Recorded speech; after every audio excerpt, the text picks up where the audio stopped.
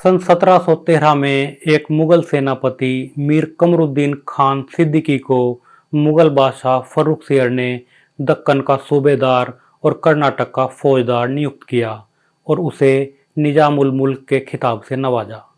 दक्कन एक बड़ा सूबा था जिसमें खानदेश, बीजापुर, बरार, औरंगाबाद, हैदराबाद और बीदर की 6 नायब सूबेदारियां आती थी। इस सूबे की राजधानी तब औरंगाबाद हुआ करती थी। दरअसल दिल्ली में बादशाह के बाकी मुगल राजकुमारों से भी झगड़े थे और अपने ही कई दरबारियों से भी। ऐसे में कमरुद्दीन खान ने शुक्रिया मनाया कि उसे दिल्ली की राजनीति से दूर रहने को मिलेगा। वो पहले दक्कन रह चुका था और इस इलाके को और यहाँ की कल्चर को पसंद करता था। शुक्रिया अदा करने के लिए मीर कमरुद्दीन अपने मुर्शिद यानी आध्यात्मिक गुरु हजरत निजामुद्दीन औरंगाबादी का आशीर्वाद लेने पहुंचा। फकीर ने नए सूबेदार को भोजन में एक पीले कपड़े में लिपटे कुलचे खाने को दिए। लंबे सफ़र से थके सूबेदार ने बड़े शौक से खाना खाया। चलते वक्त फकीर ने पूछा कि तुमने कितने कुलचे खाए हैं? कमरुद्दीन ने जवाब दिया, 7। इस पर फकीर ने कहा कि तुम एक दिन बादशाह बनोगे और ये बादशाहत तुम्हारी 7 पीढ़ियों तक कायम रहेगी। 11 साल बाद 1724 में जब इस सूबेदार कमरुद्दीन खान निजामुल मुल्क ने दक्षिण भारत में मुगलिया सल्तनत से काफ़ी कुछ आज़ाद खुद मुख्तार रियासत की नींव रखी तो उसके पीले रंग के झंडे पर कुलचे का निशान शाही परचम के लिए चुना गया। निजाम की 7 पीढ़ियों ने पहले औरंगाबाद और फिर हैदराबाद शहर से दक्षिण भारत के बड़े हिस्से पर अगले 224 साल तक राज किया। निजाम मीर उस्मान अली खान आसफ जहाँ 7वें के राज में भारत की 562 रियासतों में सबसे बड़ी, सबसे ज़्यादा आबादी वाली और सबसे ज़्यादा आमदनी वाली ये रियासत कोई 15 महीने लंबी कूटनीतिक लड़ाई और फिर 5 दिन लंबी खुली लड़ाई के बाद स्वतंत्र भारत में मिल गई। ट्रू हिस्ट्री प्रोजेक्ट में आप देख रहे हैं भारत के युद्धों पर आधारित सीरीज इंडियाज वार्स। इस सीरीज में आज बात हैदराबाद रियासत के भारत में विलय की। दक्कन के पठार पर मूसी नदी के किनारे बसा हैदराबाद शहर आज भारत के तेलंगाना राज्य की राजधानी है। हुसैन सागर, चार मीनार और सालार जंग म्यूजियम के लिए प्रसिद्ध शहर की पहचान आज भारत के एक आईटी हब के रूप में है। 8वीं सदी में इस वारंगल क्षेत्र पर पहले राष्ट्रकूट और फिर कल्याणी के चालुक्य वंश का राज हुआ करता था। 1163 के आसपास इस क्षेत्र के क्षत्रप प्रताप रुद्र ने स्वतंत्र काकतीय राज्य की नींव रखी। इसी राजवंश के समय गोलकुंडा की खान से कोह-ए-नूर नाम का हीरा निकला। दरअसल 1869 तक सारी दुनिया में गोलकुंडा की हीरे की खान से ही हीरे मिला करते थे।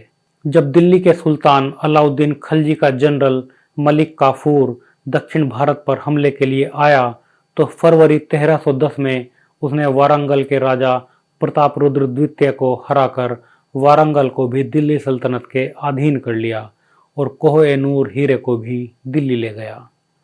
फिर 1323 में सुल्तान गयासुद्दीन तुगलक के बेटे जूना खान ने, जो बाद में मोहम्मद बिन तुगलक नाम से सुल्तान बना, वारंगल को दिल्ली सल्तनत में मिला लिया। बाद में बहमनी सुल्तानों ने दक्षिण में दिल्ली से अलग सल्तनत कायम की और 1512 में बहमनी रियासत के बिखरने पर एक शिया मुस्लिम सूबेदार कुली कुतुबुल मुल्क ने गोलकुंडा की कुतुबशाही की नींव रखी। इस कुतुबशाही वंश के एक सुल्तान मोहम्मद कुली कुतुब शाह ने प्लेग की महामारी के समाप्त होने पर धन्यवाद रूप में 4 मीनार का निर्माण करवाया। 1606 में लिखी किताब तारीख़ फरिश्ता के अनुसार इस सुल्तान मोहम्मद कुली कुतुब शाह ने 1591 में एक हिंदू लड़की भाग्यमती से शादी की और उसे मुसलमान बनाकर उसे नाम दिया हैदर महल। तभी सुल्तान मूसी नदी के किनारे एक नया शहर भी बना रहा था। इस नए शहर को नाम दिया गया हैदराबाद और इस हैदराबाद में ही गोलकुंडा राज्य की राजधानी बनाई गई। कुली कुतुब शाह ने 31 साल राज किया। वो एक कवि भी था और उसकी लिखी कविताएं लगभग 1 लाख लाइनों में हैं। हैदराबाद शहर दुनिया के गिने चुने प्लान्ट सिटीज में था और अपने टेरेस गार्डन्स और ऊंची इमारतों के लिए प्रसिद्ध था। 1686 में मुगल बादशाह औरंगजेब ने अपने दक्कन सैनिक अभियान के दौरान गोलकुंडा पर हमला किया। फतह के बाद जब औरंगजेब हैदराबाद में घुसा तो वहां की इमारतों को देखकर दंग रह गया। औरंगजेब के जिस सिपहसालार गाजीउद्दीन खान फिरोज जंग ने हैदराबाद को फतह किया था, उसके बड़े बेटे कमरुद्दीन खान को औरंगजेब ने नाम दिया चिन किलिच खान, यानी तलवारबाज लड़का। औरंगजेब की मौत के बाद मुगल सल्तनत में बिखराव शुरू हो गया था। जब दिल्ली में जान सटके सैयद बंधुओं ने मुगल बादशाह के दरबारियों को बादशाह से ज़्यादा ताकतवर बना दिया तो चिन किलिच खान ने सियासत को अलविदा कह दिया। बादशाह फर्रुख सियर ने मीर कमरुद्दीन को दक्कन का सूबेदार नियुक्त किया और उसे निजाम उल मुल्क की उपाधि दी। लेकिन सैयद बंधुओं को ये बात पसंद नहीं आई और 2 साल बाद सैयद हुसैन अली बारहा खुद दक्कन का सूबेदार बन गया। 1719 में सैयद बंधुओं ने फर्रुख सियर को मार डाला और कुछ महीनों बाद मोहम्मद शाह को बादशाह बनाया। मोहम्मद शाह ने चिन किलिच खान के साथ मिलकर सैयद बंधुओं को मरवा दिया। इससे खुश होकर मोहम्मद शाह ने चिन किलिच खान को अपना वजीर बनाया और उसे आसफ जहाँ की उपाधि दी। जब आसफ जहाँ ने बादशाह के भ्रष्ट दरबारियों के खिलाफ कुछ कदम उठाए तो उसका दरबारियों से झगड़ा हो गया। बादशाह ने उसे अवध का सूबेदार बनाकर भेजा, पर आसफ जहाँ एक तरह से नाराज होकर दक्कन चला गया।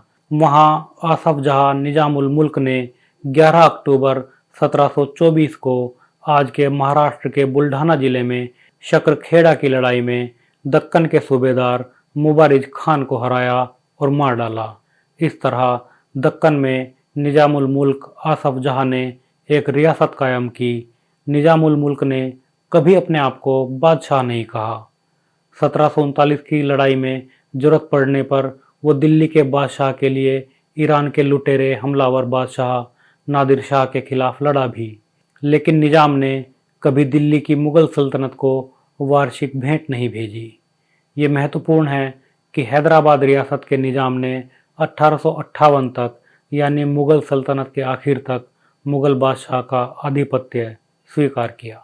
हैदराबाद भारत की पहली रियासत थी जिसने यूरोपियन व्यापारिक कंपनियों को भारत की राजनीति में दखल देने का मौका दिया। दरअसल 1748 में निजाम उल मुल्क की मृत्यु के साथ ही उसके बेटे और नाती में उत्तराधिकार का युद्ध शुरू हो गया था। आधुनिक भारत के इतिहास के एक बेहद रोचक और दुखद घटनाक्रम में हैदराबाद के निजाम के अधीन कर्नाटक में नवाब को लेकर भी उत्तराधिकार का युद्ध शुरू हो गया। हैदराबाद और कर्नाटक दोनों में एक धड़े को डुप्ले के नेतृत्व में फ्रेंच ईस्ट इंडिया कंपनी ने सैनिक समर्थन दिया और दूसरे धड़े को क्लाइव के नेतृत्व में ब्रिटिश ईस्ट इंडिया कंपनी ने। फ्रेंच सेना ने कर्नाटक नवाब के एक दावेदार चांदा साहिब के समर्थन में त्रिचनापल्ली का घेरा डाला तो जवाब में ब्रिटिश सेना ने क्लाइव के नेतृत्व में दूसरे दावेदार मोहम्मद अली के समर्थन में अर्काट का घेरा डाल दिया। इस तरह भारत में अंग्रेजी राज की जड़ें मजबूत करने में हैदराबाद के निजाम का हाथ रहा। दूसरे और तीसरे कर्नाटक युद्ध में अंग्रेजों ने फ्रांसीसी सेना को हरा दिया और कर्नाटक और हैदराबाद में शासक ब्रिटिश ईस्ट इंडिया कंपनी के समर्थन से बनाए जाने लगे। हैदराबाद का निजाम पहला भारतीय राजा था जिसने यूरोपियन कंपनी को 4 उत्तरी कर्नाटक जिलों नॉर्दर्न सरकार से टैक्स वसूल करने का अधिकार दिया। दरअसल निजाम उल मुल्क का पुत्र हैदराबाद का चौथा निजाम सलाबत जंग फ्रेंच कंपनी के सैनिकों के कारण ही निजाम के पद पर था। इस एहसान के बदले और मराठा सरदारों के हमलों से रक्षा के बदले में सलाबत जंग ने फ्रेंच कंपनी को 4 समुद्र तटीय जिले नॉर्दर्न सरकार दे दिए। जब अंग्रेजों ने फ्रेंच को हराया तो 1759 में ये तटीय जिले भी ब्रिटिश कंपनी को मिल गए। 1766 में 5वें निजाम मीर निजाम अली खान के समय ईस्ट इंडिया कंपनी और हैदराबाद के बीच संधि हुई जिससे कंपनी निजाम की रक्षक बन गई। पर अगले ही साल निजाम ने संधि को तोड़ दिया और मैसूर के हैदर अली के साथ मिल गया। युद्ध के बाद 1768 की मछलीपट्टनम की संधि हुई, जिसके अनुसार निजाम को फिर से स्वीकार करना पड़ा कि हैदराबाद राज्य की रक्षा की जिम्मेदारी ब्रिटिश फौज की है। 1778 से एक ब्रिटिश फौज और एक ब्रिटिश रेजिडेंट हैदराबाद में तैनात कर दिए गए। 1795 में निजाम ने मराठों पर हमला किया, पर खरड़ा की लड़ाई में उसकी हार हुई और उसे 3 जिले और 3 करोड़ रुपए बतौर जुर्माना मराठों को देना पड़ा। 1798 में जब गवर्नर जनरल लॉर्ड वेल्लेस्ली को पता चला कि फ्रांस और टीपू सुल्तान के बीच कुछ बातचीत चल रही है, तो उसने निजाम से जबरन हैदराबाद की सेना के फ्रेंच सैनिकों को बर्खास्त करवा दिया। साथ ही अंग्रेजों ने निजाम को हैदराबाद में स्थित ब्रिटिश फौज की संख्या बढ़ाने पर भी मजबूर किया। इस फौज का खर्चा तो आखिर निजाम को ही देना होता था।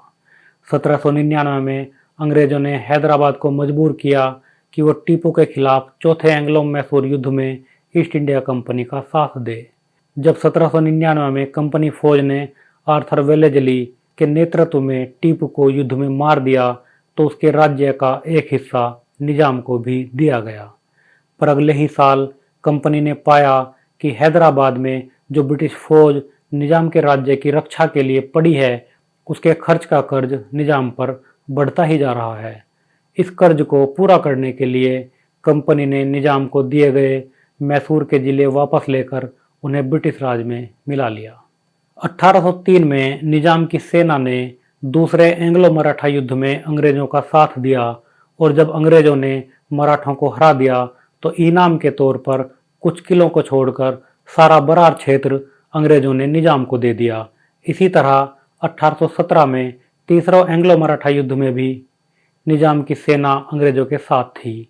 1853 में अंग्रेजों ने हैदराबाद के साथ एक और संधि की, जिसके अनुसार बरार क्षेत्र और रायचूर दोआब के कुछ जिले हैदराबाद में तैनात ब्रिटिश फौज के खर्च के लिए रख दिए गए।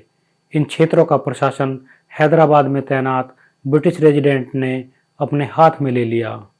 लेकिन 1857 की लड़ाई ने फिर से निजाम की तकदीर को बदल दिया।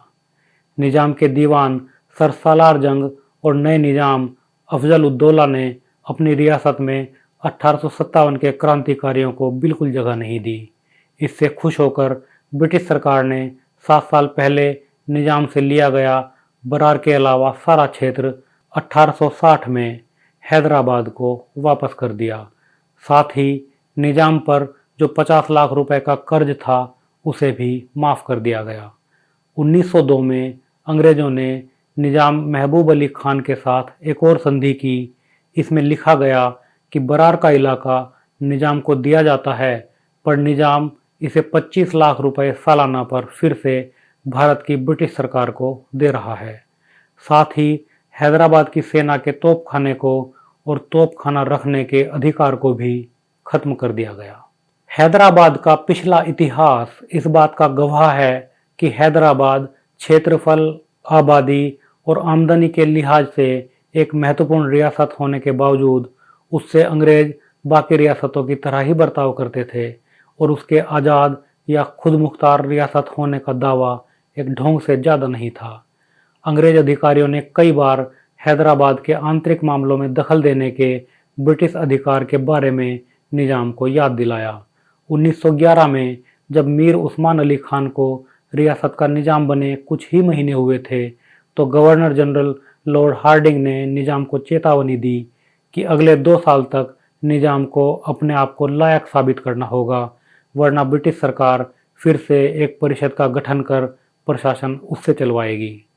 1919 में गवर्नर जनरल लॉर्ड चेम्सफोर्ड ने 2 बार निजाम को बताया कि अगर हैदराबाद में निजाम के राज से ब्रिटिश सरकार खुश नहीं रहती, तो निजाम को हटाने का अधिकार ब्रिटिश सरकार के पास सुरक्षित है। 1925 में वायसराय लॉर्ड रीडिंग ने निजाम के खत के जवाब में लिखा कि भारत में ब्रिटिश सत्ता सर्वोपरि है और वो जब जरूरत हो तब रियासतों के आंतरिक मामलों में दखल दे सकती है, और हैदराबाद की स्थिति भी बाकी रियासतों से अलग नहीं है। 1911 में आखिरी निजाम मीर उस्मान अली खान 25 साल की उम्र में गद्दी पर बैठा। पहले विश्व युद्ध में निजाम ने पैसे और सैनिक दोनों तरह से ब्रिटेन की वार एफर्ट्स में सहायता की। उसे 1918 में ब्रिटिश सरकार ने हिज एग्जाल्टेड हाईनेस के खिताब से नवाजा और फिर ब्रिटिश किंग जॉर्ज पंचम ने निजाम को ब्रिटिश सरकार के वफादार साथी का खिताब दिया। निजाम अपनी कंजूसी के लिए मशहूर था, लेकिन उसके दान देने के किस्से भी प्रसिद्ध थे। निजाम पुरानी घिसी हुई टोपी और पुराने ही कपड़े पहनता, पर उसकी टेबल पर पेपर वेट के तौर पर हीरे का इस्तेमाल होता था। निजाम खुद दुनिया का सबसे अमीर आदमी था।